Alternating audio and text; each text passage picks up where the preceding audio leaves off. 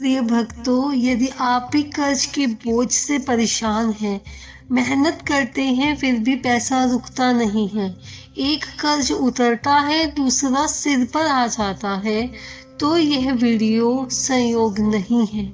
क्योंकि आज हम बात करने वाले हैं शिव कृपा से कर्ज मुक्ति के उस उपाय की जो केवल धन नहीं, मन का बोझ भी उतार देता है। नमस्कार प्रिय भक्तों, स्वागत है आपका भक्ति बीट्स में। आज की इस पावन कथा में हम भगवान शिव की उस कृपा को जानेंगे जो असंभव को भी संभव बना देती है। यह कोई तंत्र नहीं है, यह कोई दिखावा नहीं है, यह है विश्वास, कर्म और शिव तत्व का मार्ग। तो चलिए शुरू करते हैं। जल्दी से आप चैनल को सब्सक्राइब कर लें और इस कथा के अंत तक बने रहें। तो कर्ज केवल जेब को खाली नहीं करता, वह मन को भी तोड़ देता है। नींद उड़ जाती है, आत्मविश्वास डगमगा जाता है और इंसान खुद को दोषी मानने लगता है। भगवान शिव केवल विनाश के देव नहीं है, वह बोझ उतारने वाले देव हैं। वह उस भार को हर लेते हैं जिसे मनुष्य अकेले ढो नहीं पाता। जब मन लगातार डर में रहता है तब धन का प्रवाह रुक जाता है और यहीं से कर्ज बढ़ता चला जाता है। शिव सबसे पहले मन को शांत करते हैं। दोस्तों, शिव तत्व का अर्थ है जो नहीं है वही सब कुछ है। जब हम शिव को समर्पित होते हैं तब अहंकार टूटता है और रास्ते खुलने लगते हैं। इसीलिए आज से यह मान लीजिए, कर्ज आपकी हार नहीं है, यह केवल शिव की ओर से आगे बढ़ने का संकेत है। भक्तों, कई लोग पूछते हैं, हम मेहनत तो पूरी करते हैं फिर भी कर्ज क्यों बढ़ता जाता है? उत्तर केवल पैसों में नहीं है, ऊर्जा और कर्म में भी छिपा होता है। शास्त्र कहते हैं, जीवन में आने वाला हर कर्ज केवल इस जन्म का नहीं होता, कभी यह पुराने कर्मों का फल भी होता है, तो कभी अधूरे वचनों की कीमत होती है। जब हम किसी को दिया हुआ वचन तोड़ते हैं, किसी का हक मारते हैं या किसी को दुख देकर आगे बढ़ते हैं, तो वह दुख किसी न किसी रूप में लौटकर आ जाता है। ज्योतिषी में कहा गया है, शनि, राहु और चंद्र यदि असंतुलित हो तो मन और धन दोनों डगमगा जाते हैं, और जब मन डगमगा जाता है तब निर्णय गलत होते हैं। निर्णय गलत होने का कारण कर्ज का पहला कदम होता है। अब प्रश्न आता है कि शिव क्यों आवश्यक है? दोस्तों, शिव कर्म काटते नहीं, शिव कर्म का भार हल्का करते हैं। वह दंड नहीं देते, वह समझ देते हैं, और जब समझ आ जाती है तब रास्ते अपने आप खुलने लगते हैं। इसलिए स्वयं को दोष मत दीजिए, यह समय है शिव की शरण में जाने का। भक्तों, शिव पुराण की एक कथा है कि बहुत समय पहले की बात है। एक नगर में एक साधारण गृहस्थ रहता था। वह ना तो आलसी था न ही बेईमान था, फिर भी कर्ज उसका पीछा छोड़ता ही नहीं था। उसने व्यापार किया तो उसे घाटा हुआ, फिर उसने नौकरी बदली, उसका खर्च बढ़ गया। एक दिन वह शिव मंदिर गया और पहली बार रोया। उस रात शिव ने उसे सौंपन दिया और कहा, तू धन से नहीं भय से बंधा हुआ है। जिस दिन तेरा भय छूटेगा उसी दिन ऋण टूटने लगेगा। अगले दिन से उसने शिकायत छोड़ दी। हर सोमवार वह शिव के सामने एक दीपक जलाता, बिना किसी मांग के, बिना किसी शर्त के। कुछ महीनों में ऐसे अवसर आए जिसकी उसने कभी कल्पना ही नहीं की थी। कर्ज उतरता गया और मन हल्का होता गया। यह कथा हमें सिखाती है, शिव पहले मन का कर्ज उतारते हैं, फिर हमारी जिंदगी से बोझ उतारते हैं। अब प्रश्न आता है, शिव की आराधना के लिए हमें क्या करना चाहिए?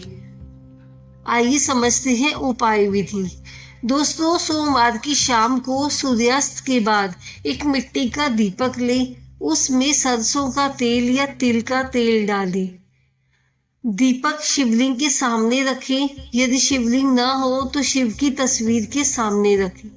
दीपक जलाते समय बस इतना कहें, हे महादेव, मुझसे अनजाने में जो भी गलत हुआ मुझे मार्ग दिखाइए। इस उपाय में जल्दबाजी ना करें, दिखावे के लिए नहीं, किसी को बताएं भी ना। यह उपाय कम से कम 11 सोमवार करें। यह दीपक केवल तेल नहीं जलाता, यह ऋण की जड़ पिघालने लगता है। शिव मंत्र का उपयोग करें। मंत्र शब्द नहीं होते, मंत्र ऊर्जा होते हैं और शिव मंत्र सबसे सूक्ष्म ऊर्जा रखते हैं। धीमी आवाज में बोले, ओम नमः शिवाय।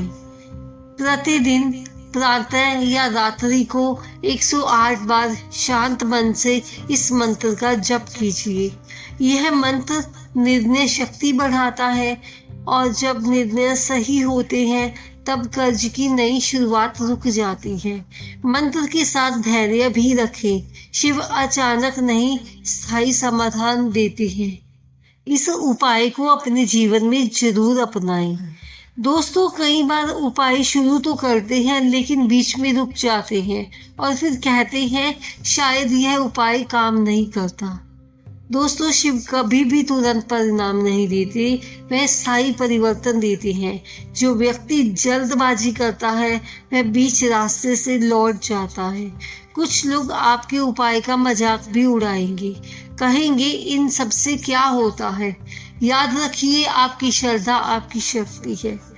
कर्ज इंसान को अंदर से तोड़ देता है, वह स्वयं को अयोग्य मानने लगता है। शिव पहले इसी भाव को तोड़ते हैं। दोस्तों, जब भी डर आए सिर्फ इतना कहें, हे महादेव, मैं प्रयास कर रहा हूँ, शेष आपको समर्पित है। जब ये बाधाएं टूट जाती हैं तब कर्ज का ढांचा अपने आप हिलने लगता है। भक्तों, अब मैं शिव कृपा से ऋण मुक्ति की सच्ची घटना बताती हूँ। एक छोटे से शहर में एक परिवार रहता था।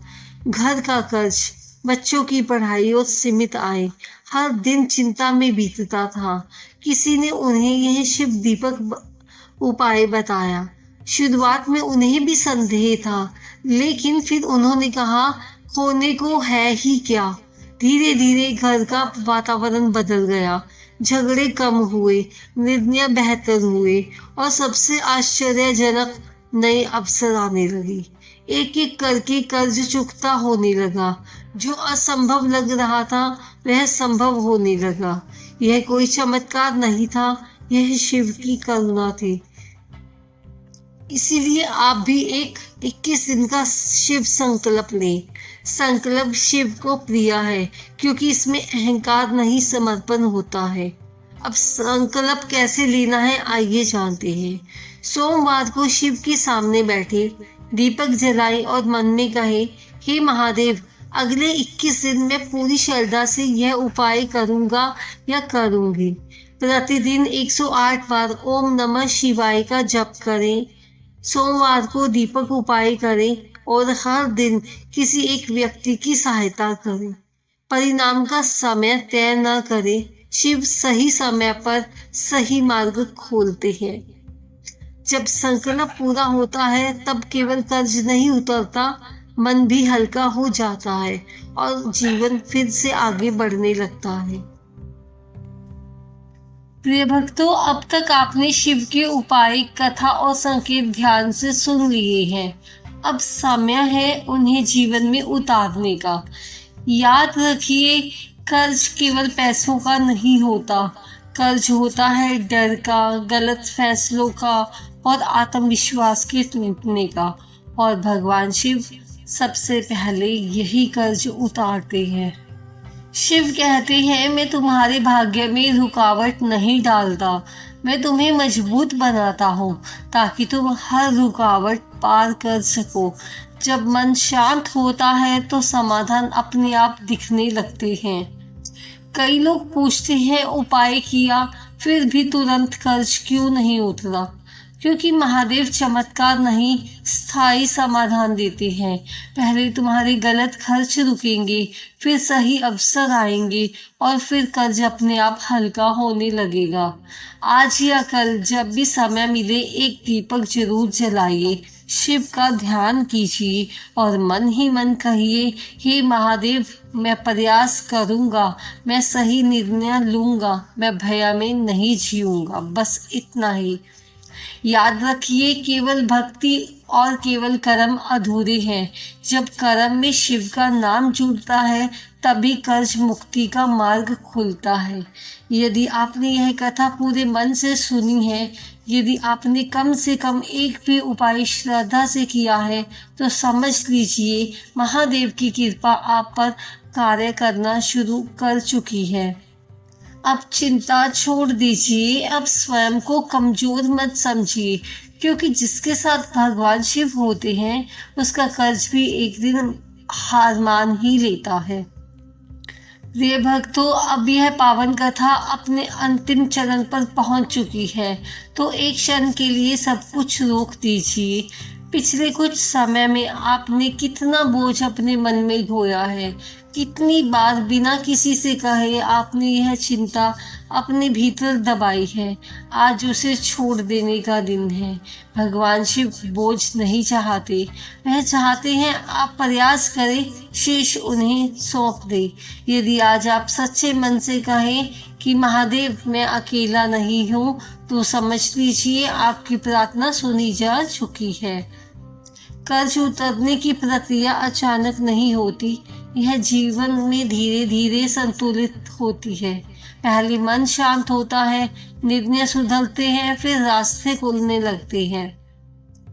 दोस्तों, अगर आपने यह कथा अपने मन की शांति के लिए सुनी है, अगर ये थोड़ी सी भी शांति आपको दे पाई है, तो यह वीडियो आपके लिए थी।